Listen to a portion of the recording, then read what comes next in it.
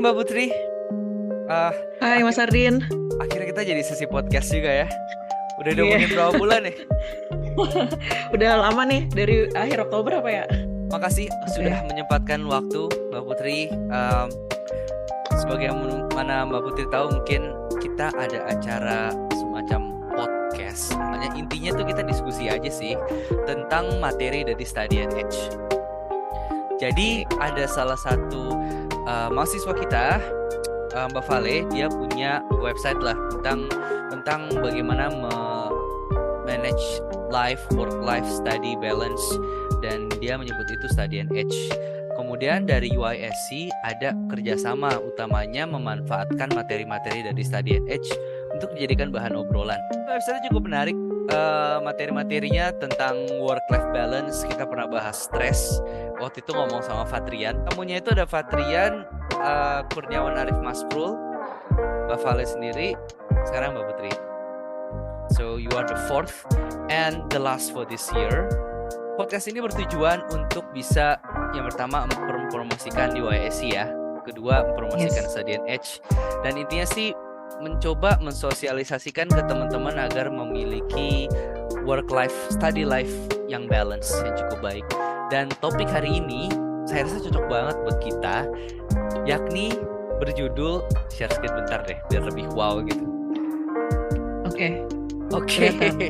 Oke, exhausted, overwhelmed and unproductive. Here is how to get back.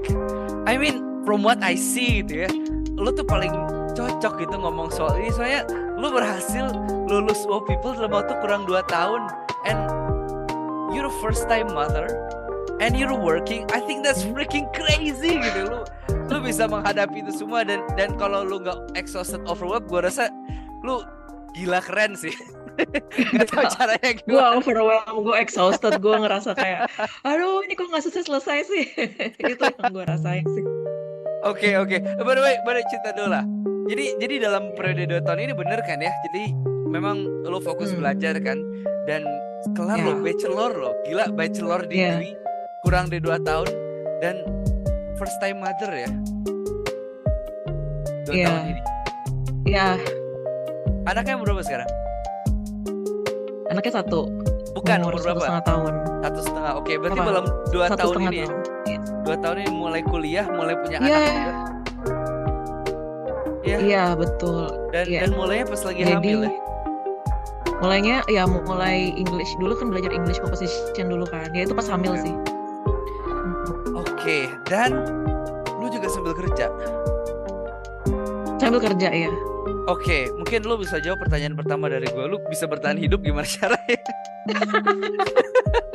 Itu kalau gue pikir-pikir gue gila sih. Jadi pertama kali pengen sekolah lagi itu karena tahun 2020 itu gue merasa I feel lost gitu. Karena gue nggak punya gue pikir gue nggak punya keterampilan apapun. Waktu itu kan gue kuliah, gue kan jurnalistik. Terus gue nggak mau kerja jadi wartawan lagi karena ya satu dan lain hal, tau lah dunia gelapnya wartawan kayak gimana. Gue meninggalkan itu, terus gue pindah ke industri lain, ke startup. Gue di situ gue ngerasa paling bego.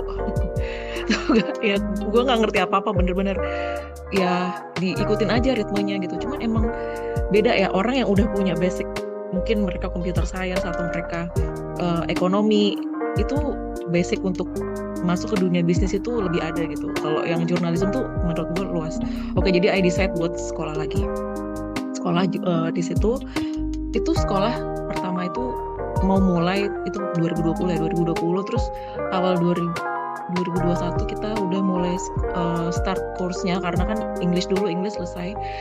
Di situ tuh pas gue hamil, gue mikir ya udahlah, masih bisa lah, ini masih bisa sekolah lagi kok, masih mampu otaknya gitu. Terus setelah itu waktu hamil ya udah trimester ketiga itu gue baca buku kan, orang Yahudi itu orang tuanya itu belajar matematika supaya otak anaknya tuh bagus. Terus Pas lagi hamil. Gue nggak tahu ya apa. Ya pas lagi hamil. Tapi itu yang ngedrive gue buat ngambil college algebra. Terus di situ belajar matematika, siapa tahu anak gue pinter gitu. Waduh, wah, filosofinya luar biasa. Oke. Terus gue waktu itu ngambil college algebra barengan sama basic accounting. Ya dua lah hitungan, satu lagi kayaknya lupa deh, mungkin history atau apapun. Anyway, kenapa gue bisa selesai dalam 3 tahun setelah gue 1 tahun 10 bulan setelah gue dapet GPA 3, itu kan gue dapat kesempatan buat ngambil 4 courses kan. Itu gue ambil terus. Kesempatan itu gue ambil terus gitu. Jadi ya udah biar cepat selesai. Ya di situ. Itu gila. Itu kalau dipikir-pikir, dulu gue sebelum resign dari kerjaan yang waktu corporate itu, gue WFO dan gue harus ngerjain tugas malam dan gue hamil. Ya kok bisa ya, gue juga bingung kok bisa, padahal kalau sekarang dipikir-pikir kalau gue ngulangin kayak gue nggak bisa sih. Tapi waktu itu emang kita tuh harus percaya sama diri sendiri. Asik. Lu bisa, ini bentar lagi selesai. Berarti bentar jawabannya lagi itu ya tercapai. Lu iya harus percaya sama diri sendiri. Kalau enggak tahu, kalau misalnya kok gue nggak bisa ya gitu, itu udah ngasih negatif feedback gitu. Yang penting kita positif dulu, kita bisa melalui ini semua gitu. Asik. Ya dan ini ngomong ke fourth wall nih ceritanya. Teman-teman UIS sih, Pak Betul ini salah satu yang paling aktif loh saat sudah dan sebelum ada UISC loh. Jadi gila. Oke. Jadi itu jawaban pertamanya ya, percaya diri ya. Iya. Percaya diri. Percaya sama diri sendiri ya. Percaya pada diri sendiri. Tapi lo nggak ngerasain otak lo kayak mau pecah gitu atau exhausted atau Nah yang mulai exhausted itu nggak sih, waktu itu kan ngelihat teman-teman dari yang di luar negeri kan bilang, gue pakai Sofia, coba deh ayo kita biar mempercepat sekolahnya gitu. Akhirnya gue ngambil Sofia, dan juga di Sofia itu gue gila sih, gue rasa gue menyelesaikan Sofia 14 courses in 1 month. Kepala gue udah mau pecah. Tapi kok gue bisa ya? Kalau dipikir-pikir sekarang kok gue bisa ya? Tapi kok dulu bisa gitu? Itu percaya sama diri sendiri. Lu bisa deh ini. Ayo kita kerjain. Kalau nggak sekarang kapan lagi? Karena di situ mikir Sofia kan bayar $99 per bulan. Gue nggak mau bulan depan bayar lagi. Jadi ayo kita selesaikan bulan ini. Gitu. Ya gitulah intinya. Kasih dong tulisnya. Gue nggak mau bayar lagi. Apa tuh 14 course tuh? Ya. Tulisin dong. Iya boleh. Nanti abis ini aku share ini aku aja kredit yang aku udah ambil. Oke. Pasti bermanfaat tuh buat semua. Apalagi buat gue tuh. Gue mulai tahun 2020 ya sama Mbak Rahmi tuh. Gue jadi malu nih kan. Agak sama lu kan, semua orang punya jalan masing-masing. Gue masih sekitar 25 kredit loh sekarang lo tuh. Gue dari 2020. Oke lah. Human biology bisa diambil sana, tenang aja. Udah ya. Oh udah telanjut. Berarti tinggal susah-susah dong. Gue kemarin ngambil infectious disease. Gue mikir ya udahlah. Gue nggak tahu, gue bukan iseng sih, kayak gue ngambil elektif apa lagi ya. Oh ya udah deh ambil dari health science. Itu gue emang sih bisnis sama health science jangan dibandingin bro. Lu susah kuliahnya. Jadi lama nggak apa-apa. Gue mungkin karena gue udah gue udah ada jalannya gitu. Itu infectious disease amsyong sih beneran. Kenapa? Ngomongin apa sih? Itu gara-gara COVID ya? Yang itu gara-gara kan anak gue kan kena post covid ya, intinya kena long covid gitu. Jadi ya udahlah, pengen belajar lah gimana lah critical disease gitu. Ya udah belajar ya, untungnya dosennya mau ngasih Zoom kelas gitu, bahas dulu setiap week itu dibahas sama dia. Terus source-nya ya mungkin gue orang bisnis, gue akan lebih seneng kalau gue lihat ROI, gue lihat investor, gue lihat ini dan sebagainya. Tapi kalau gue lihat ini kritik, ada yang namanya government di websitenya government US itu yang critical disease, cdc.gov. Oh my god. Ya, terus gitu gue tiap hari tuh buka Mayo Clinic, CDC.gov, apalagi tuh. Intinya hal-hal anjir ini apaan? Apa ini? Terus Pak Irwan dibilang marah-marah kan waktu itu, wah ini pasti abis ngambil kalau nggak infectious disease, apa kayak critical disease ya, ada pokoknya yang penyakit 2 itu kan mata kuliahnya kan. Wah itu graded quiznya amsyong. Terus ya udah Pusing kepala. Harus switching gitu. Kepalanya, otaknya harus saat ngerjain bisnis harus ngerjain health science gitu. Seru. Once in our lifetime. Gue jadi takut. Lu kan emang udah orang health science, gak usah takut lah. Baru belum jadi wawancara Pak Irwan ya. Belum. Kayak Seru bakal ya seru. kalau kita bertiga seru nih kayaknya. Jadi pernah tuh modef gini kan. Dan dia tuh di awal tuh udah kayak kedip-kedipan gitu loh sama gue loh. Saya bikin seru ya. Dia mau ngajak ribut ya. Jadi emang pengen bikin supaya seru gitu, pengen kontroversial, dia tahu gitu. Ya benar. Sayang belum terrealisasikan lebih lanjut. Iya. Gak apa-apa lah, nanti kita arrange lagi. Iya nih. Ya sudah well anyway, kalau tips dari si Study Edge untuk kita supaya nggak, ini kata-katanya gue repeat ya, exhausted, overwhelmed, and unproductive. Itu tipsnya ada 3. Yang pertama itu tipsnya adalah tentang refocus, kedua rearrange, dan realize. Oke, coba gue jelasin dulu dikit aja ya. Kalau refocus itu intinya ya, stop trying to do everything and focus on the single goal. Oke, cukup clear. Rearrange, write down what matters to you and organize your essential things. Kalau realize itu intinya ya take care of yourself sih. Intinya itu sih. Jadi jangan sampai kita overwhelmed karena kita harus take care of ourselves juga. Nah, ini men-trigger beberapa pertanyaan dari gua. Waktu itu lo kan sempat ada beberapa fokus, ada keluarga, anak, ada jadi sambil kerja atau enggak sih sebenarnya? Waktu sampai 2021 itu gue kerja WFO. Tapi kan gue akhirnya ke WFH kan, kerja remote. Oke, jadi masih tetap kerja. Tetap kerja. Dan nggak ada periode kosongnya. Jadi selalu full time kerja, full 4 course per term. Ya. Oke. Yes. Oke. Terus kita ngomong refocus dulu deh.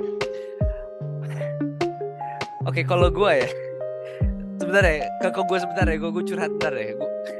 Gue jadi kebanyakan curhat, nggak apa-apa. Iya, boleh. Gue tuh terbiasa sebenarnya kerja banyak. Gue terbiasa kerja lebih dari 1. Gue terbiasa ya ada full time, ada part time. Jadi gue pikir kalau misalnya belajar ya belajar aja ekstra gitu. Apalagi ini kan kalau misalnya nggak keurus kan yang rugi gue doang ya, bukan perusahaan, bukan orang gitu. Juga nggak dapat duit ya udah gue dapet nilai jelek gitu, atau paling jelek semoga B lah, itu paling jelek. Tapi ternyata gue juga bisa sampai titik dimana gue sampai bingung gitu, aduh fokusnya banyak banget gitu. Mana sih yang harus gue kejar? Gue harus ngurusin anak-anak, misalnya anak mau sekolah atau anak sakit, kerja ini juga harus pegang banyak, sekolah juga. Jadi gue pernah sampai pada titik bahwa fokusnya tuh udah begitu banyak, ada begitu banyak hal yang harus gue kejar gitu. Dan itu bikin gue, dan ini terjadi sekitar bulan lalu sebenarnya, sampai gue nggak tahu bahwa gue bisa mencapai titik ini gitu. Sampai gue anjir lah, gue mau tidur aja. Gue tahu tuh bulan lalu kan kita lagi hektik-hektiknya. Gue mau tidurnya, atau gue pergi, gue bilang istri gue yang aku mau nonton aja bentar. Gue bengong aja. Udah kebanyakan kerjaan ya, pasti lo burn out deh. Iya, gue sebelumnya gue nggak tahu gue bisa sampai titik itu. Gue pikir gue kuat gitu. Gue juga percaya pada diri sendiri, saya pasti bisa. Tapi akhirnya gue sampai pada titik yang benar-benar relevan sama postingan Vale ini di Study Edge, bahwa eventually we have to refocus sih. Like, at least that's my story, that's my opinion. Nah, lo kan sambil belajar, sambil ngurus anak, sambil kuliah, sambil kerja juga. Ada nggak sih tips and trick dari lo terkait refocus ini? Tahu? What did you do actually gitu? Kalau gue kan tadi tidur ya. What did you do? Oke, kalau gue jadi gini sih, gue akan memberikan self rewardnya tuh nanti ketika gue udah selesai semuanya gitu. Jadi emang sih tiap hari Sabtu tuh kayak pergi enak kali ya, udah nonton enak kali ya, atau jalan-jalan makan di luar enak kali ya. Tapi gue mikir, nih kalau gue sekarang nonton hari-hari Sabtu nonton, nanti hari Minggu gue begadang, Senin begadang, Selasa begadang gitu. Jadi kayak jangan. Lebih baik nanti aja nontonnya pas term break gitu. Ya udah akhirnya gue kuat-kuatin tuh di situ selama 8 weeks ya. Gue kuat-kuatin dah, pokoknya nih 2 bulan nggak boleh ngapa-ngapain, di rumah aja belajar. Apalagi Sabtu Minggu tuh, hari Sabtu dan hari Minggu adalah hari menyelesaikan written assignment. Udah, karena kan itu berat ya written assignment kan. Apalagi gue inget banget ya, terakhir di course terakhir sebelum lulus tuh gue ngambil 3 hitung-hitungan, 1 teori. Itu bener pala mau pecah banget. Ini kok nggak selesai ya, gue ngitung 1 ada lagi terus ya udah, belum kalau ada graded quiz gitu. Jadi menurut gue lebih baik self reward tuh oke buat lo, tapi nanti ketika lo udah mencapai goal itu kalau belum mencapai goal, fokus aja sama goalnya. Karena kalau lu nggak melakukan sekarang, kalau lu hari ini nggak gimana ya ngomongnya, kalau hari ini lo nggak jalan, besok lo lari gitu. Jadi lebih baik jalannya dicicil, hari ini jalan, besok jalan. Jangan di hari terakhir lo lari. Maksud gue ini ya, procrastinate ya, jangan sampai kayak gitu. Karena beneran deh, setiap hari Rabu malam ya procrastinate itu. Hari Kamis nggak pernah bisa fokus kerja, pasti di kantor atau nggak pas lagi Zoom meeting kepalanya begini, aduh ngantuk pasti nggak bisa. Nggak bisa. Jadi hari seenggaknya written assignment semua tuh harus selesai hari Sabtu atau Sabtu malam. Jadi hari Minggu nyicil learning journal itu udah aman gitu sih. Berat emang nyicil tiga kan, itu kan discussion, learning journal, written assignment tuh kan startnya hari Kamis ya, Kamis, Jumat, Sabtu, Minggu, 4 hari itu berat emang. Jadi gue nyiasatinnya gitu. Sama kalau baca buku, gue nggak baca, gue pakai audiobook gitu. Jadi sambil dengerin pakai AirPod gitu, sambil ngurus bocah. Jadi ya lumayan. Itu sih tips-tips dan triknya. Oke. Sebenarnya juga gue nggak sempurna, tapi ya itulah, seenggaknya kita mencoba. Jangan jumawa dulu deh, jangan gue pengen ini. Ingat goal lu harus selesai dalam waktu berapa lama. Udah, kalau misalkan lu nggak ulur-ulur, konsnya apa? Kalau lu ulur-ulur, konsnya apa? Kalau lu selesaiin lebih cepat, nanti kan lu menonton Netflix akan lebih lama, bobo akan lebih lama gitu. Gitu sih. Tujuan lulus cepat adalah supaya biar bisa bobo 8 jam sehari. Oke. Ini gue nangkap beberapa hal nih. Yang pertama, mengulur reward ya. Mengulur reward ya. Jadi meskipun kita mungkin butuh reward itu untuk refreshing, tapi sebisa mungkin diulur dulu lah. Selesaikan objektif dulu. Yang kedua, dicicil. Cicil ya. Jadi melihat mengetahui bahwa lo ada beberapa responsibility. Kayaknya tuh strategi lo benar-benar mendistribusikan, membagi agar tidak ada berat di satu poin, tapi kayak jadi seimbang gitu ya. Iya. Dan itu jadi nggak perlu, karena nggak ada beban yang benar-benar gede banget dihantam di akhir, jadinya memungkinkan untuk didistribusikan. Jadi nggak perlu harus fokus gitu, tapi ya udah kerjain aja, semua sudah ada porsinya masing-masing gitu ya. Yes. Oke, itu bagus banget. Oke. Dan yang ketiga tadi, terus-menerus ingat goalnya, karena sekarang dihajar 4 per term, tapi harapannya ya berapa bulan lagi bisa tidur 8 jam gitu, bisa lebih bisa ngebuang ini semua gitu. Udah, nanti pengen nonton Netflix kan dulu nggak bisa tuh 2 tahun nonton Netflix lama-lama. Waduh gila. Jadi 2 tahun, 1 tahun 10 bulan ya. Iya. Ya English composition masih terhitung lah. Nggak bisa tuh nonton yang lama-lama bengong seharian gitu. Oke. Itu dari hari Sabtu hari Minggu. Atau nggak seharian pergi, seharian belanja gitu tuh nggak bisa gitu. Pasti kepikiran kan. Nah sekarang udah bisa gitu. Jadi goalnya adalah biar bisa melakukan apa yang nggak bisa dilakukan gitu. Sekarang udah bebas ya dari aspek itu. Dari aspek itu. Yang lain belum. Oke, bagus banget sih strateginya tadi. Oke. Berarti ini relate ke yang tips nomor 2 soal rearrange ya, karena lo bener-bener di rearrange gitu. Ada hari buat kerja, ada hari buat ya tadi Sabtu Minggu itu buat written assignment, tapi sisanya bisa didistribusikan. Oke, ya menarik. Jadi kayaknya kalau yang gue pahamin dari materinya Vale ini, dia lebih bicara ke kalau misalnya kita punya ada tiga batu raksasa gitu yang menghadang kita harus bisa fokus, kita hancurin satu aja gitu. Tapi kalau menggunakan cara lo tadi justru menurut gue lebih bagus itu. Jadi kita benar-benar distribusikan sehingga we don't have to focus, we don't have to fight that, karena kita bisa fight on a smaller scale gitu, on a daily basis. Yes. But for bebannya that dibagi-bagi. you definitely need some discipline, right? Iya, betul. So it shows that you have a very good discipline. Okay, tips Justru buat nanti malah kebiasa ya. Jadi once gue lulus kan gue malam nggak belajar. Saya jam 8, jam 9 udah nih nggak nyentuh apa-apa. Gue malah pengen melakukan hal lain. Jadi ini malah gue kayak aduh kok beneran nih gue nggak belajar nih selama 1 tahun 10 bulan kan belajar mulu. Jadi akhirnya gue decide buat belajar bahasa Jepang jam 9 malam. Jadi ini masih berlanjut. Tapi nggak yang harus procrastinate kayak dulu ya 4 courses gitu, enggak sih. Ini kebiasaan nanti.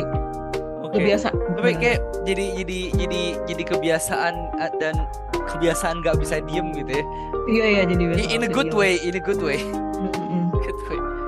Okay, interesting. So what's next after this? So in February I'm waiting my bachelor transcript itu kan buat datang ke rumah kan. But then ini sih lagi ada opening dari Unicaf. It's for offline university. Jadi sebenarnya basically kalau online bisa apply kapan aja. Cuman kalau offline itu kan ada periodnya kan. So I'm planning to masuk ke LJMU. Itu what's make me interesting in LJMU karena di situ tuh ada master of, dia ada MBA tapi dia ada psychomarketing. Jadi marketing dengan pakai psikologi orang gitu. So it's interesting for me tuh kurikulanya. Cuman ada di 2 tempat, di LJMU sama di Suffolk. Cuman for me I think US it's not my dream lah. I don't have US dream. So mau coba sih ya, semoga aja. That's plan A. Plan B still going to online university. Ya, back to UO people. Oke, ambil apa? MBA lah. Back to basic. Oke. Kalau yang Unicaf itu dia sponsorship kan, kalau nggak salah 75% ya? Yes. 75%. Jadi buat yang offline university itu kan dia bentuknya kita harus kirim essay gitu. Kenapa sih kok mereka harus bayarin lo kuliah gitu kan? Jadi I berangkat dari my family business karena my mom and my dad are a sociopreneur. Jadi mereka help people here untuk bisa lebih punya daya juang yang lebih gitu. Karena kan my mom and dad dari orang kota, intinya orang kota pindah ke desa gitu. Di desa tuh melihat banyak potensial. Jadi terus udah gitu, tapi mereka tuh nggak tahu mau ngapain. Ya udah, jadi my mom and dad kadang ngasih penyuluhan, kadang bantu orang buat distribusi ikan-ikan yang ya sebenarnya ikan-ikan itu bagus gitu loh, ekspor quality. Cuman mereka ya udah mau kemana nggak tahu jalur, nggak tahu jalan, nggak ngerti apa-apa gitu. Jadi ya udah kayak kemarin ada post di grup kan, ada lobster gitu. They actually if they get the lobster, mereka tuh bingung mau diapain. Sayang banget kan. Jadi ya udah kita bantu untuk distribusi itu, jual-jualin itu. So ada workshop juga, ada rumah buat orang, dapur buat orang-orang kerja. So I try to make what I can give back to my society gitu. Jadi I mau start dari situ sih nanti esainya gitu. Jadi my society keadaannya gini, kemiskinannya sekian, orang-orangnya kayak gini gitu. Jadi ya udah give back sih intinya. Mau start dari situ. Semoga aja sih esainya di approve. Ini lama banget ya transkripnya datang ke Indonesia. Udah berapa bulan terbang, entah udah sampai mana. Nggak tahu, masih belum dapet. Oke, interesting. Mm-mm. By the way, you sound pernah dengar Fishery nggak? Fishery, ya. Kayaknya cocok tuh sama bisnis orang tua lu. Wah, fishery kan ikan kan? Ikan, tertambak ikan kan? Iya sih, akuarium digital. Kan my mom, my dad ini kan cuman ambil ikan jadi ke pantai Oh. dan mereka oke. kan ke pantai. Oke. Anyway, jadi kalau misalnya yang offline itu dari Unicaf dapat juga buat biaya hidup atau apa? Enggak, Enggak. kerja mungkin di sana atau lanjut kerja online kayak gini. Oke. Oh, good luck. Lincoln kan? No, Liverpool John Moores Oh, University. Liverpool John Moores. Oke. University. Itu public, makanya fundingnya banyak. Beasiswanya banyak juga. Itu malah ini ya, kalau di convert ke rupiah malah murah loh, kayak cuman 70 juta sampai kita cuma bayar 70 juta sampai lulus. Itu 25% ya kan? Iya, itu 25% ya. 70 juta berarti per tahun 35 juta. Iya, sebenarnya relatif murah sih kalau misalnya dibandingin beberapa S2 di Indonesia gitu. Iya, betul. Iya. Mirip sama UO People lah. UO People kan sekitar 60 something sampai lulus. Beda 10 jutaan.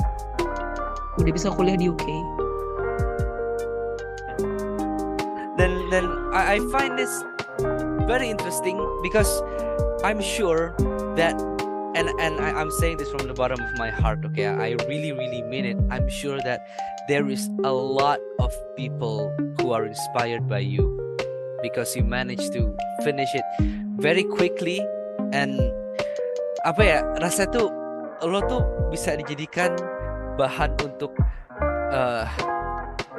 I mean this webinar. Bukan.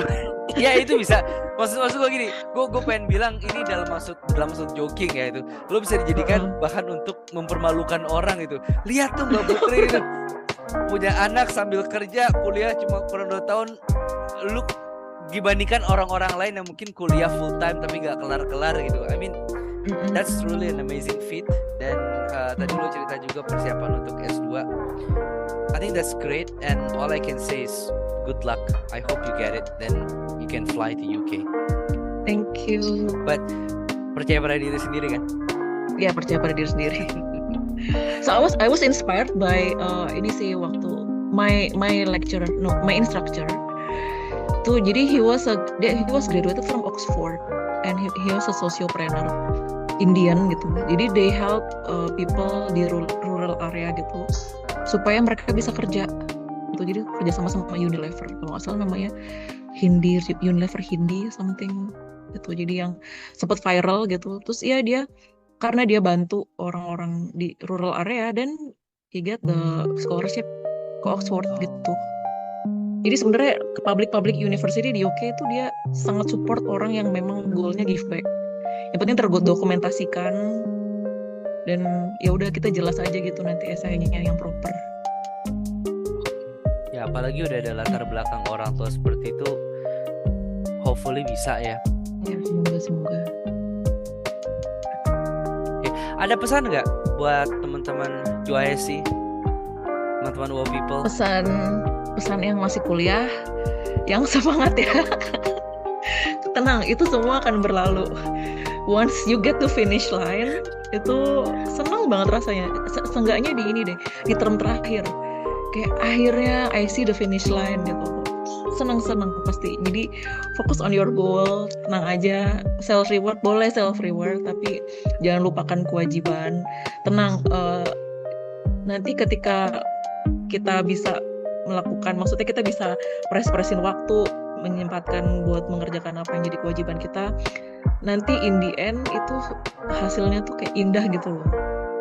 Jadi selama ini gue menunggu waktu kapan ya gue bisa nonton film lama gitu. Terus terakhir habis submit ujian exam kemarin gitu, udah selesai nih gue ujiannya, serius udah selesai gitu. Jadi seneng gitu, nonton ya udah nggak ada apa-apa lagi. Terus gitu lihat modul ya, buy your people buy forever kayak gitu.